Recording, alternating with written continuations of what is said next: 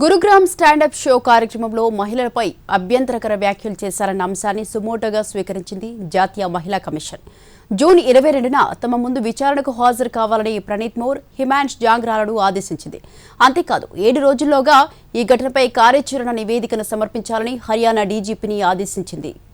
Gurugram standup షోలో ₹370 biryani comment దేశవ్యాప్తంగా ప్రకంపనలు రేపుతోంది. షోలో ఉపయోగించిన డర్టీ లాంగ్వేజ్, పైగా దానికి చప్పట్లకు సంబంధించిన వైరల్ వీడియోపై నెటిజన్లు మండిపడుతున్నారు. దీంతో గురుగ్రామ్ స్టాండప్ షోకు చెందిన వైరల్ వీడియోను NCW సుమోటోగా స్వీకరించింది.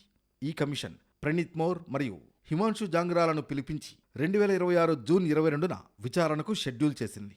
ఈ విషయంలో తక్షణమే కాలపరిమితితో కూడిన చర్యలు తీసుకోవాలని కోరుతూ NCW chairperson Vijay Rahatkar Haryana director general of పోలీసుకు లేఖ రాశారు. 7 రోజుల్లోగా కార్యాచరణ నివేదికను సమర్పించాలని కూడా కమిషన్ కోరింది. భారతీయ న్యాయ సంహితలోని నిబంధనలు, ఇతర వర్తించే చట్టాల కింద నమోదైన FIR స్థితిపై కమిషన్ వివరాలు కోరింది.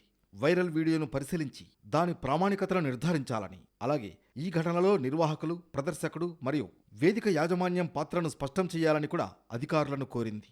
మరోవైపు ₹370 బిర్యానీ వ్యాఖ్యపై స్టాండప్ కమెడియన్ ప్రణీత్ మోర్, ప్రేక్షకుడు హిమాన్షు జంగ్రాపై మహారాష్ట్ర సైబర్ సెల్ FIR దాఖలు చేసింది. ఈ ఘటనపై పూర్తిస్థాయి విచారణ జరుపుతోంది.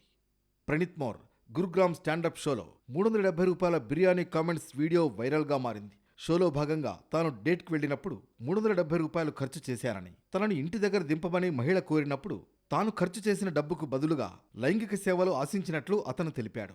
ఈ సంభాషణ సందర్భంగా వీడియోలో ప్రణీత్ మోర్ నవ్వుతూ జాంగ్రాను మాట్లాడమని ప్రోత్సహించాడు.